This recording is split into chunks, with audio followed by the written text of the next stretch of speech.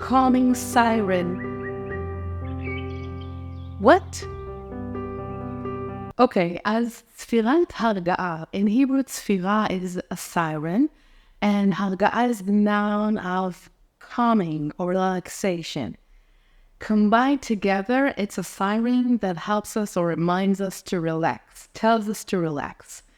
When we translate it into English, it sounds super weird, but somehow in Hebrew it works and it's actually a phrase, a term. Think of it, for example, as there's a siren, people need to escape somewhere to a safe place, and then there's a siren telling them everything is okay, letting them know. We don't actually have that siren telling us that we can go out, but it has become a term, and I always say that a language tells us a story of a place, a nation, history, mentality, and culture. And this is Israel. We even have a siren to relax, or at least a phrase that says. So today, I want to give Sfirat Harga'a, a calming alarm or siren, to all my brothers and sisters across the world, because I have a lot of friends outside of Israel and students outside of Israel, and I hear people that are very concerned and afraid and quite frankly disappointed as well, and I can understand them.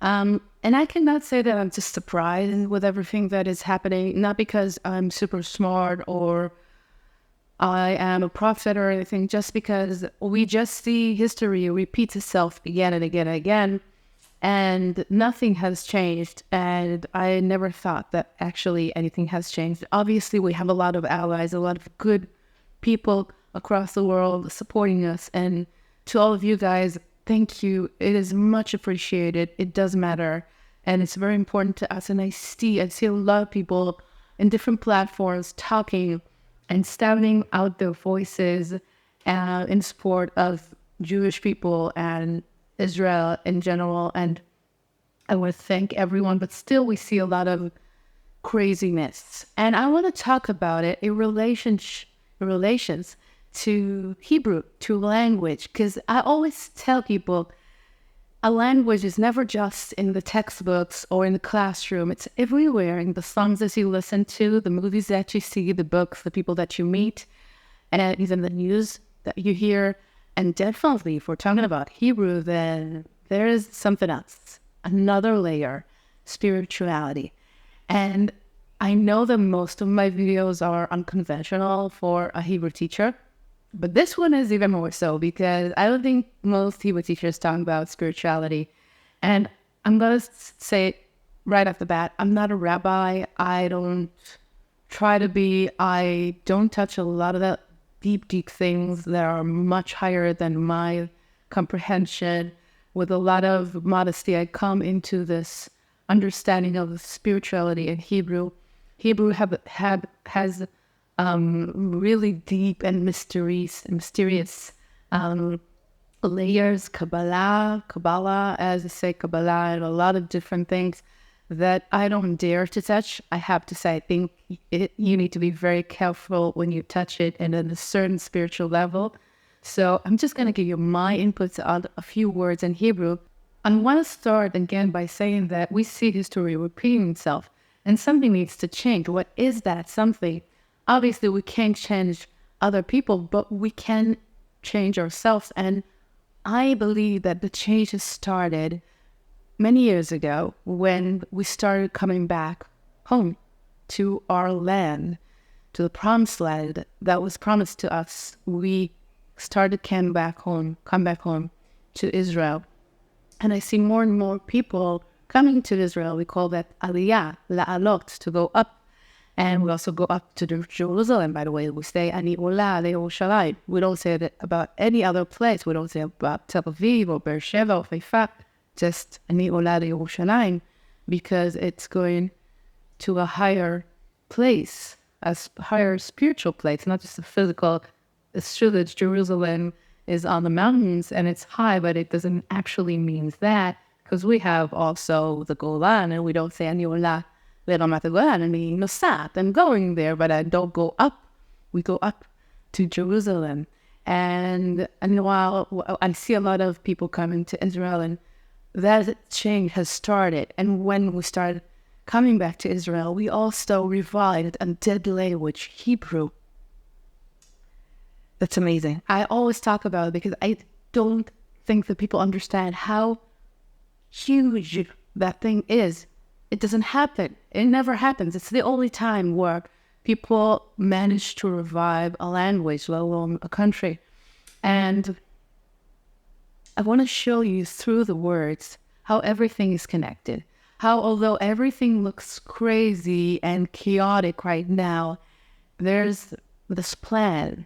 And what we need to understand is who we are, our identity, our role. And I think Hebrew tells us that, not just Hebrew, but obviously Hebrew. So let's dive into it.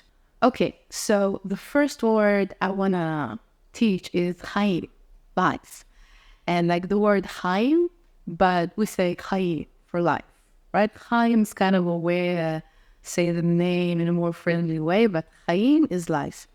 And in English, we have life and lives, right? Singular and plural. And if someone asks me, how are you doing? And I answer, well, my life is great, or great, whatever. Then they'll think I'm crazy. Your lives, how many do you have? But in Hebrew, we only have the plural form. And the way I view it, again, it's my point of view, is that when something is infinite, like water, like sky, like life, then we only have the plural form. Because the Hebrew tells us it's infinite. It's not just what we are doing right now today here. Life is infinite. This is what Judaism believes. We come to correct things, tikkun, right? So we come again and again. It's infinite. It doesn't end. And this is one thing that I love. The second word I want to teach is ruach. Ruach is wind and also spirit in Hebrew. So what's the connection? The way I view it is that wind is something that we don't actually see.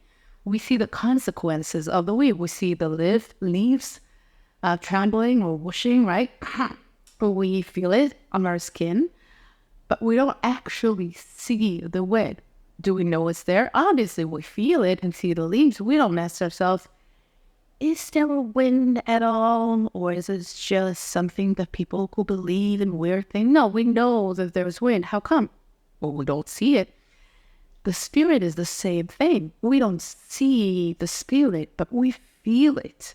We feel that the consequences of the spirit. When we enter a room, we immediately feel the vibe in the room. When we meet a person, we immediately kind of feel if we feel a connection or maybe a rejection. We don't need to see the spirit to know that it's there. But then people go and ask, is there a spirit? Obviously, there is. Just like we don't see it, but we know it's there. Now, I want to talk about something very interesting. And let's get to roots. You know, those 3 letters usually that are the basis of every word. And they tell us a story as well. So, echad, the root aleph, chet, dalet, combined together, it's echad, one. Me'uchad is united. And chid is the same, when we're all the same. Okay, this is the root aleph, chet, dalet. Echad, me'uchad, achid.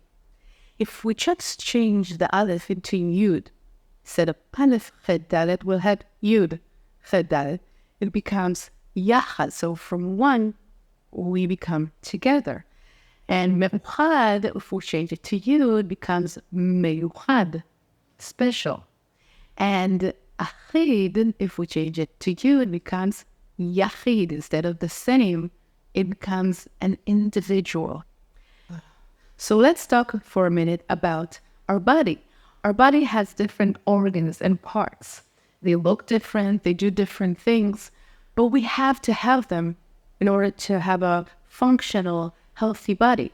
Think of a body with just heads. That will be kind of weird. It wouldn't be. Or just a body filled with hearts. A heart is very important, but just hearts, we don't need, let's say, a brain or leg, a stomach, a kidney.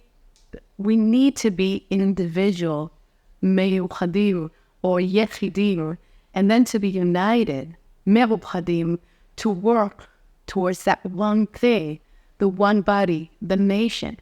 And I think Hebrew tells us that, tells us what we need to do. I think it's amazing. By the way, Yud is Tet. Every letter has a number. So Aleph is 1, Echad, just like the word. And Yud is Tet. Tet is Minyan. Minyan is the minimum amount of people who can pray together. And when we pray together, our energy goes up. And we can send our prayers everywhere. Words matter. Lastly, Pachad. Pachad is just like taking Aleph Chedalet and changing it to Pei. And then it becomes fear. But if we twist the letter, and instead of Pachad, we write and say Dachaf, it's an urge or a push towards something better, higher, to push ourselves through the fear. And we know throughout history that there's a lot of fear and there's a lot of people who try to hurt us, but we always get stronger and withdrawn because that is the urge that pushes us to be better and greater, be more united and together, to discover who we are and what is our true identity, the role that we came here to play. So I hope this gave you a little bit of an insight to this amazing language. Words matter. The world was created by speech, so who are we not to understand it? That every word that we say is so, so, so important. I want to send you a lot of love and support, and keep strong. Don't be afraid. Stay strong and be amazing as you are.